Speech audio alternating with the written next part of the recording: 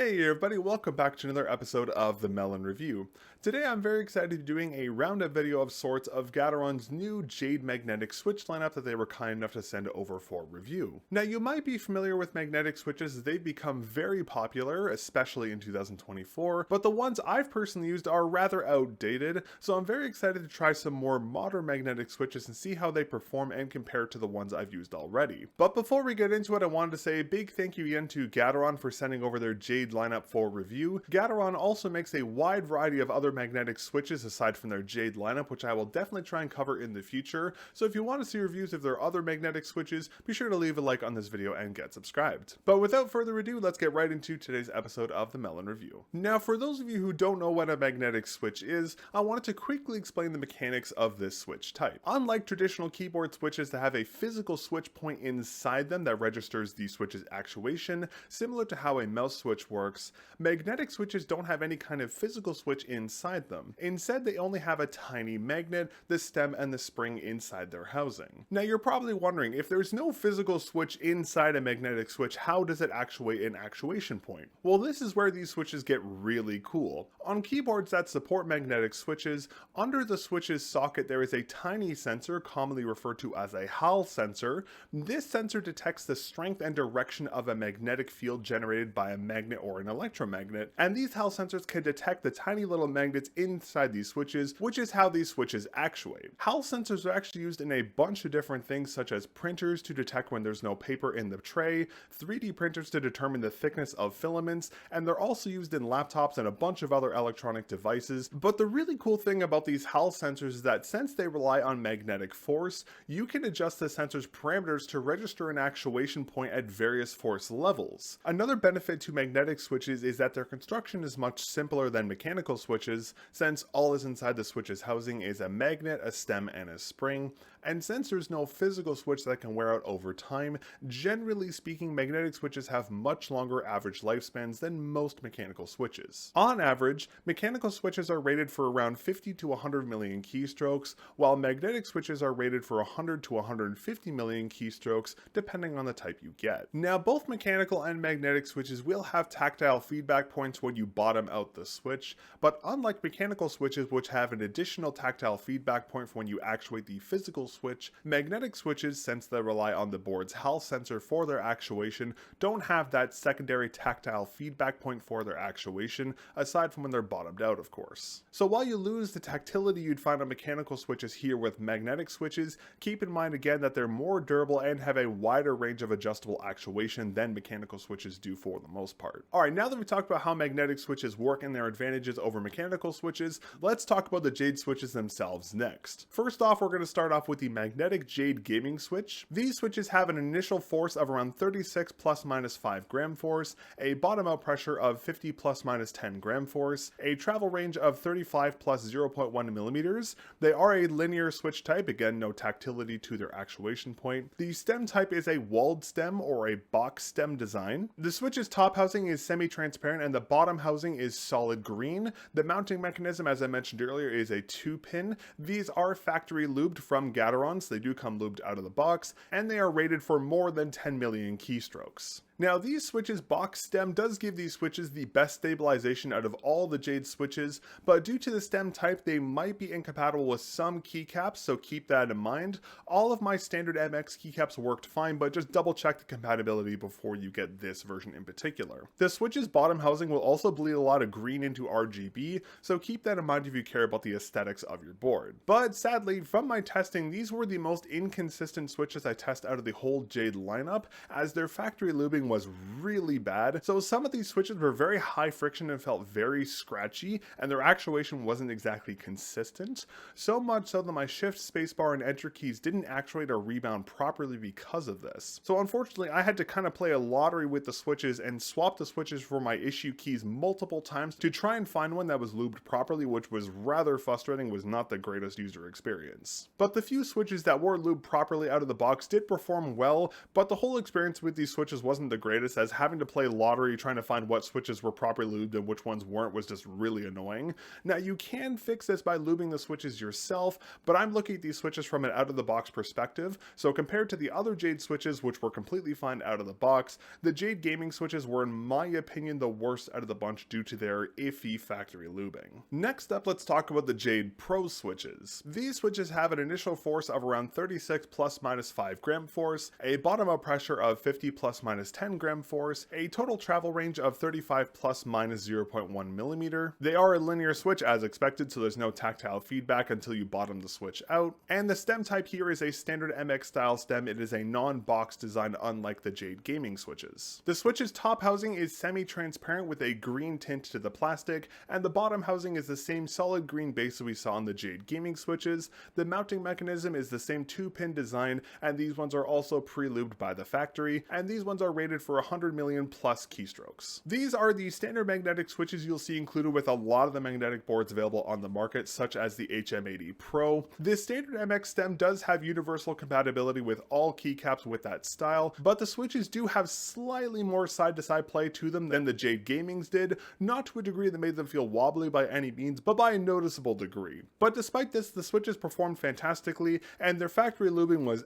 astronomically better than the lubing we saw on the Jade gaming switches, so it didn't have any actuation issues or weird scratchy feelings or any kind of inconsistent issues here with the Pros over my testing. But just like the Jade gaming switches we just talked about, because of the green housing on these ones, they will bleed a lot of green into the RGB on your board, a lot more than the Jade gaming, so they will have a green look to it if you have white light on it, so keep that in mind if you care about the aesthetics of your board. Alright, and lastly, let's talk about what is in my opinion the most interesting Jade switch, the Jade Maxes. These switches have an initial force of 36 plus minus 5 gram force, their bottom out pressure is 50 plus minus 10 gram force, their travel range is 35 plus minus 0.1 millimeters, the switch type is linear just like all the other Jade switches, and their stem type is the MX style, same as the Jade Pros. But unlike the other Jade switches, the Jade Max's switches top and bottom housing is fully transparent plastic. It does use the same 2-pin mounting mechanism, and they are pre-lubed from the factory just like the other Jade switches,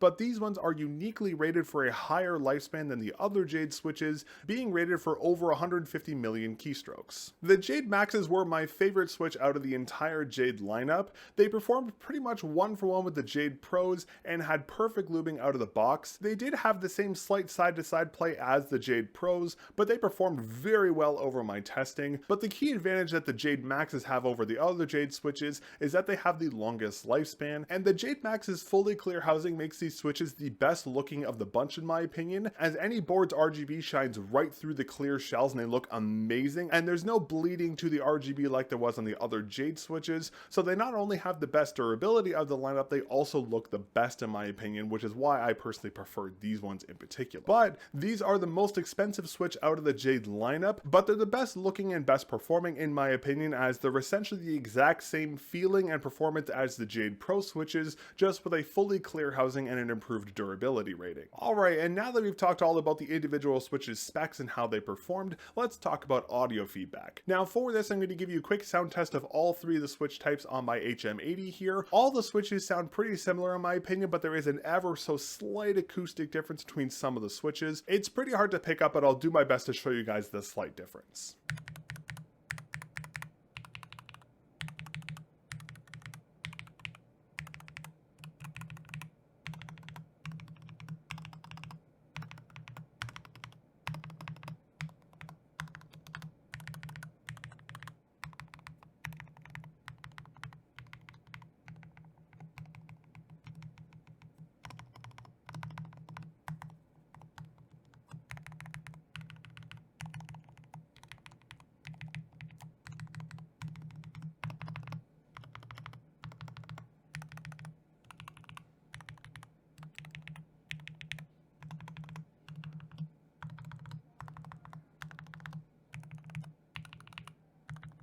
Alright, well now that we've talked about the Switch's specs, how they feel, and their audio feedback, I wanted to quickly talk about in-game performance next, as these Switches have a massive impact to in-game performance, as the ability to set your own actuation point is genuinely game-changing. Now, by default, each Jade Switch's actuation point can be set in any range inside the Switch's travel range, which is 0.1mm to 3.5mm. I personally set mine to 0.2mm for gaming, but you can experiment with different ranges and find what works best for you. Just keep in mind that the range you can set the actuation point to might slightly range from board to board, as a board's HAL sensor's range of detection will slightly vary from board to board. On my HM80, I was able to set it anywhere within the full travel of the Switch, but this might be different on different magnetic boards. Now, in games that require very precise movements such as tack shooters, the ability to instantly strafe or stop on a dime is genuinely game-changing, and on lower actuation points you don't get that ice rink feeling you can get sometimes on mechanical Switches, where you have that pre and post travel before a mechanical Switch inputs or releases an action, causing a little bit of a delay before you actually stop and move. Magnetic Switches don't have that at all, so movement in games feels much more responsive across the board. Also, in games like Splitgate, I noticed that triple portaling and just movement overall was much more consistent on the Jade Switches than it was on other magnetic Switches and mechanical Switches I've used, as you have to move a very specific amount to do a triple portal correctly,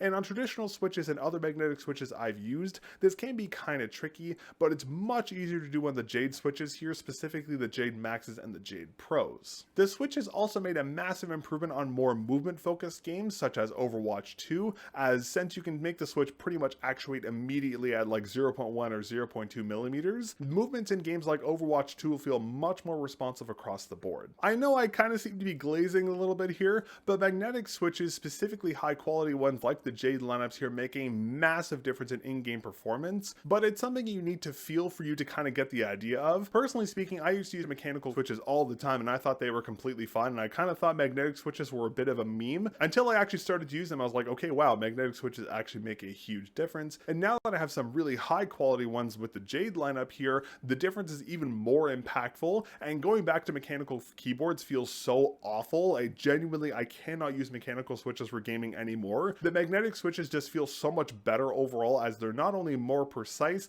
they're faster, so your in-game movements are just better across the board and everything just feels much more responsive. Alright, well that's pretty much everything for my thoughts on the Gateron Jade series Switches. Overall, really awesome Switches. I think the Jade Gamings are still the worst of the bunch. While I do like their great stabilization from the box stem, their factory lubing on mine were just really bad. I'm pretty sure I just got an isolated case of some bad lubing, and I'll probably just re-lube them myself so I can actually use them. But even with proper lubing, I do think that the Jade Pros and the Jade Maxes are better. The Jade Maxes are my personal favorite, again, just because they feel and look amazing, specifically with board RGB, and they do have the longest lifespan, which I personally care about, but again, they are the most expensive. So if you want to go all out, I would recommend going for the Jade Maxes. If you want to go for more of a budget kind of middle ground, I would go for the Jade Pros, as they're still a fantastic offering. They just don't have the same lifespan and clarity for RGB as the Jade Maxes do, but the two Switches feel pretty much the same. Again, you can get the Jade Gamings and they're not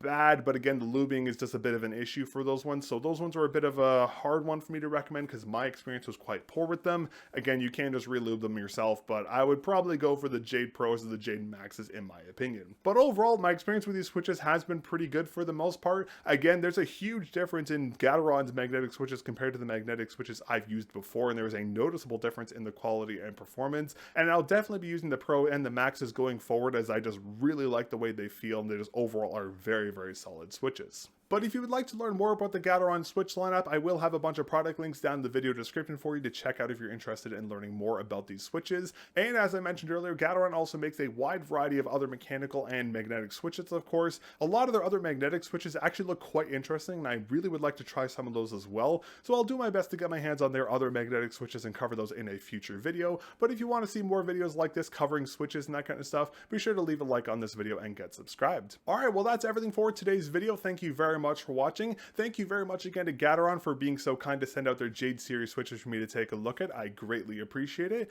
Big thank you to our channel members, Yuki89, Prince, It Was Luck, and Lunaris. Thank you very much for your ongoing support. It is greatly appreciated. Members make what I do here on the channel possible with the in-depth reviews and the Teardown project. And if you would like to become a member to directly support the channel, you can do so for only $2 here on YouTube. Alternatively, you can also use code mel0n with a 0 over at Lethal Gaming Gear, Mech Keys, Potent Gaming, and TJ Exclusives, and a bunch of other retailers to save yourself a couple bucks off your orders and help directly support the channel. Thank you very much again for watching my review of the Gateron Jade series Switch lineup, and I'll catch you all in the next episode of the mel0n Review. Peace.